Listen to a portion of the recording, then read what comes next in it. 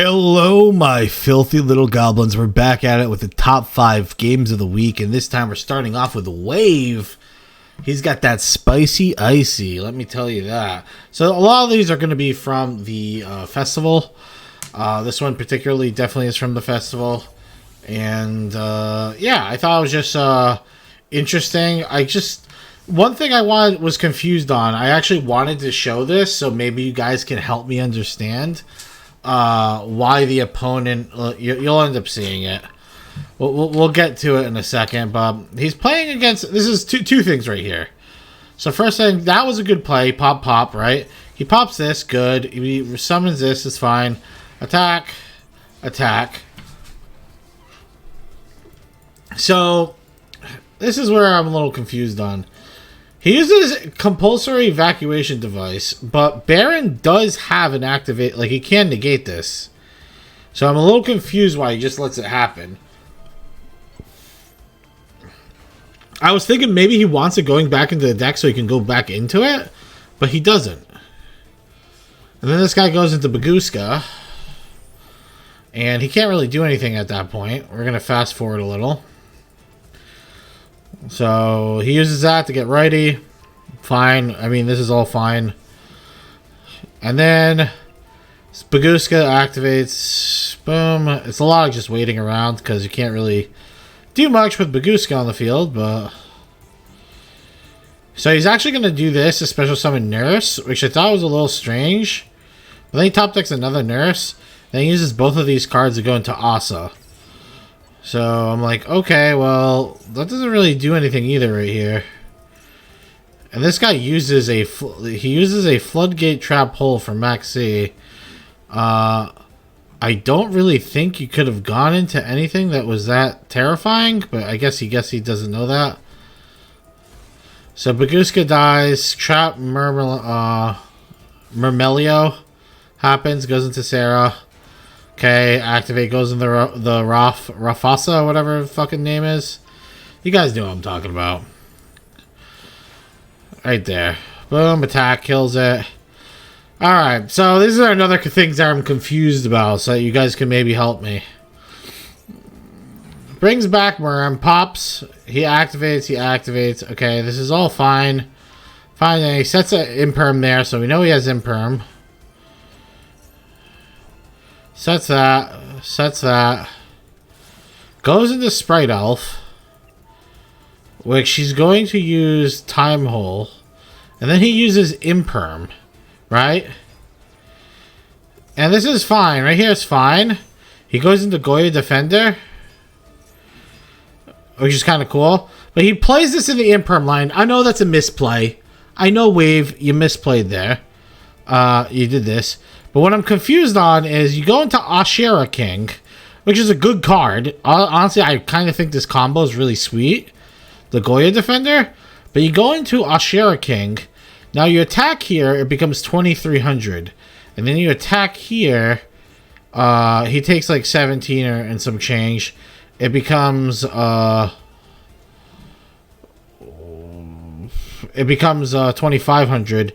But since you couldn't bring back the dragon, you have nothing to kill Rafelsia, this card. So, because the max it'll go to is if this card. Oh, never mind. You would kill this, so you kill all his monsters. Okay, but you wouldn't kill him. You only have 3 materials.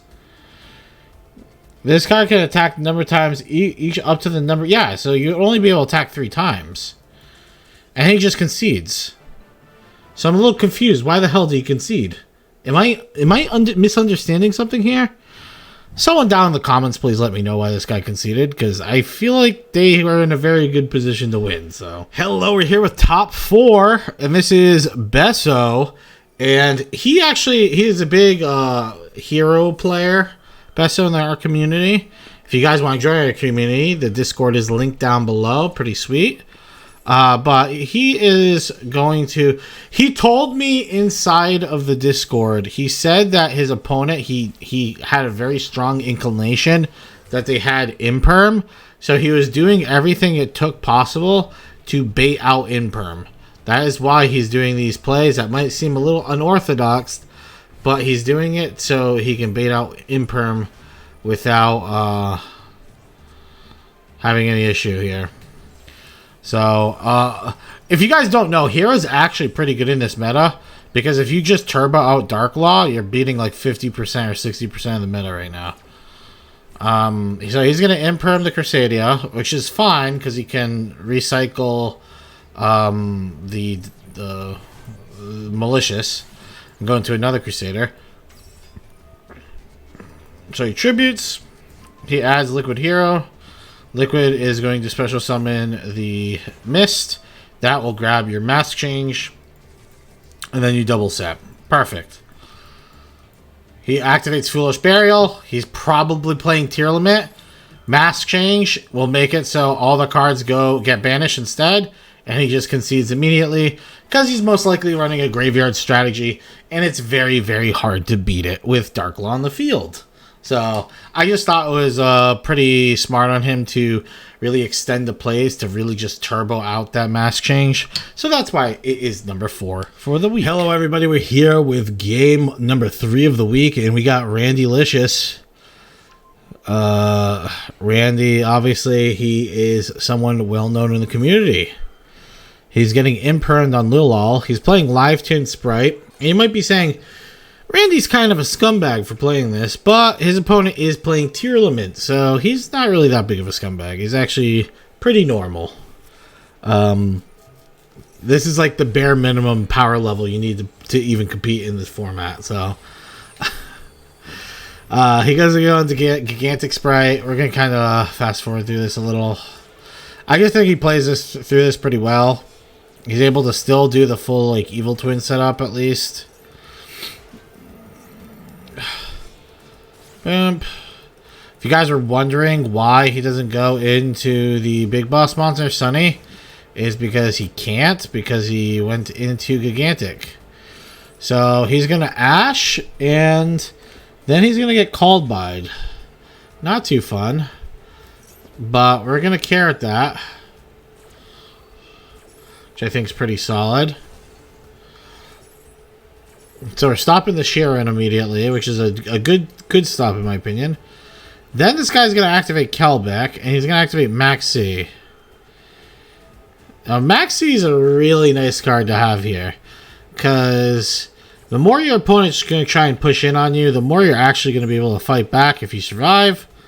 So Kelbeck's also a really insane card. Sprite Jet's going to grab Smashers. I think that's a terrific card to grab. Instant Fusion. KB Tit is just better than you at the game because he opened the one of. It's called getting outplayed. Kill is going to be grabbing boom, Lilal, and then Lilal's going to pop that Kelbeck, I assume, because popping Kit Kalios feels not very good.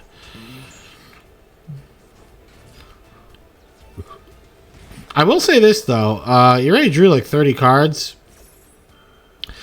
And you got this DD Crow to stop this fusion happening. I think that's pretty nice. I think you're in a pretty good position right now. But then he mills some more cards, and then Meryl just activates anyway. And we go into Rukelios. Pretty cool, neato.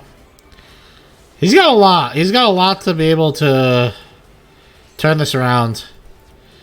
Like, Randy's pretty ahead here, in my opinion. And Smashers, I think he's playing this perfectly, honestly. I don't think he really made a mistake. He's going to play Eebly. And then he is going to go into Spray Elf, which is going to make Eebly go on their side of the field.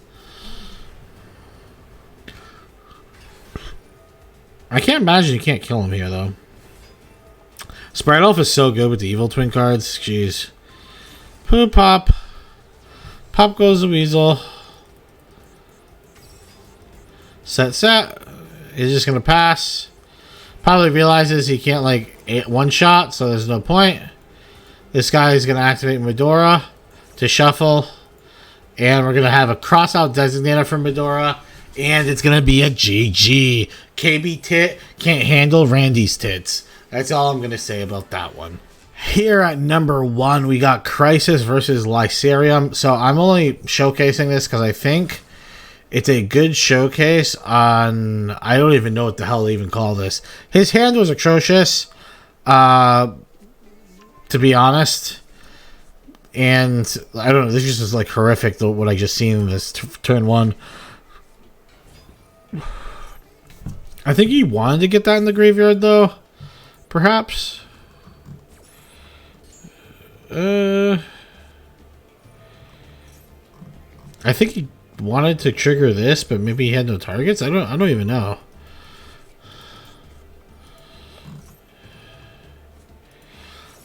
So he's gonna go for the Maxi. Maxi is gonna get him back in this game. But the thing I'm confused on is, like, he just dies here, right? I think any self-respecting human being would just automatically assume, okay, Crisis is dead. Sanga goes back in the deck. And I'm like, okay, he's dead. And then he goes Mask Change 2. And then in battle, he plays Kelbeck, bounces it back so he actually lives with 200 HP. Now, if you're Lycerum, right, you're tilted right now. You're extremely tilted. But you're like, oh, there's no way I lose, though, right? There's no way I lose. Oh, he goes into Verte? What a moron. He can't even use it. What a dummy. I never seen someone so silly Billy in my life. Cross out the Medora. Second time this happened in this video. We're going to pop the field spell. Boom. Boom. Raiders Knight. I think you guys know where this is going. Arc Rebellion Dragon. Summon. Turn it into a Dark. And then boom. 10,000 attack, swing in, take 10,000 hit, slap to the face. That is crazy. I honestly don't. I feel like Lycerum, I don't know if they might have just had a stroke at the end of that. I don't know. It was a little odd to me.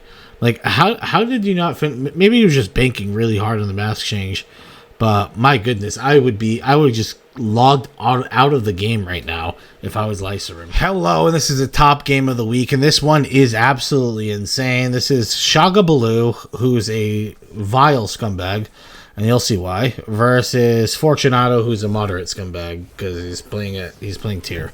So you're automatically a scumbag if you're playing tier, but you're a moderate one because at least you're playing like branded tier, I guess. I don't know. He goes into Mirror Jade. Boom. Goes into Kikalios. Grab Mural. I think he misses both triggers here. Yeah, he like whiffs on both of the triggers. Pretty funny. So he gets Dark Rulered. Heroic Challenger. Goes into RHONGO. And then he plays Sales Tax, Sales Ban. I just want to point out he's unaffected. Like, there's no cards Fortunato has that can out it. And he's like losing on the deck by like 7 cards. So if this guy just switches, I'm not even kidding you. Like, I'm not even legitimately kidding you. If this guy just switches his RHONGO to defense and just AFKs the rest of the game, he just wins. Because there's not a single card that Fortunato can do that would save him this game. I mean, you could argue maybe like Medora, like you have Medoras in the graveyard or something. Then he could shuffle back some of his cards and maybe outlast him. But if this guy's running Medora too and Keldo too, then he could just do the same thing to himself and then he still outlasts you. So it's a little rough. He just keeps hitting him for the 300. And he's just attacking. I don't know. I feel like this guy just doesn't realize that he can just win just by AFKing. But let's see. He attacks. It's kind of crazy. It goes on this for a while. This is a 31 turn game, guys. And we are in turn 9. So I'm going to be clicking just to make sure this goes at least as fast. So there's no lag in between. Finally learns how to shift the card to defense position, so he stops taking damage.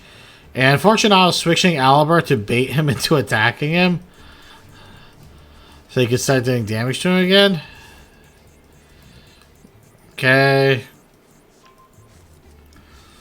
Like he's already doing too much because I feel like this guy has like some type of like mental, like something wrong with him mentally that he's like, I can't discard a card, like OCD about it or something. It's like I can't discard a card. I always have to make sure I'm not going to discard anything, right? He sets a card. He's just messing up over and over. Just playing any of these cards. It doesn't do anything. Right? It's going to the graveyard anyway. Why do you set it when it's just going to get sent to the graveyard anyway? Right? Like, it's really jarring to me. Like, Medora. Okay, Medora's in the graveyard. See? So he is going to shuffle his cards back. So there's a clear win condition there. All he has to do is just sit there and fucking pass over and over and over and just discard these cards. He doesn't have to do anything else. Like, I just don't get it. You have the win con. Your win con, as much of a loser win con it is, just AFK and have a monster in defense, you might as well be playing like fucking, what is it? What's that card? Mystic Mine? Might as well be playing that shit. But you have a win con, and he just does not care. He doesn't care. He's throwing away his win con because Fortunato has a plan. He's been saving up this plan for a while. You're gonna see. He special summons Ab Libitum, and if you don't know, Ab Libitum has more than one effect. This effect never comes up, or rarely comes up. During the main phase, you can make all monsters you gain attack equal to their own level times 100. So he's actually going to just nuke the living fuck out of this guy. Boom, 800, 500. Like, this all adds up. Now, he is at 900 life points. Now, what do you think Shagabaloo should do? I want you guys to think. What do you think? I want you to type down in the comments right now. What do you think Shagabaloo should do right now? If you answered nothing and just shift your monster to defense, you are correct. That's exactly what he should be doing right now. Right? He's still setting cards, which is it's fine, but again, you don't even need to do that.